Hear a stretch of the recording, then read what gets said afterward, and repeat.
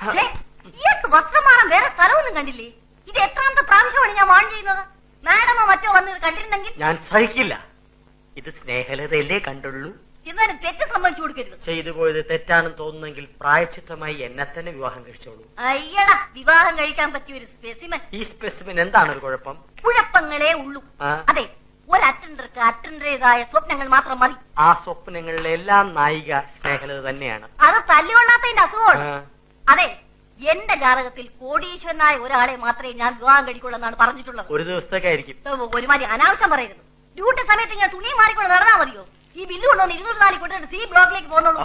സ്നേഹലതേ, സ്നേഹലതേ. ഓ, ഈ പെൺകുട്ടിക്ക് ആരാണ് സ്നേഹലത എന്ന് പേരിട്ടത്? അച്ചടി ഭാഷയെ അടക്കമില്ലാത്ത പ്രകൃതവും. എങ്കിലും ഞാൻ നിന്നെ സ്നേഹിക്കുന്നു സ്നേഹലതേ.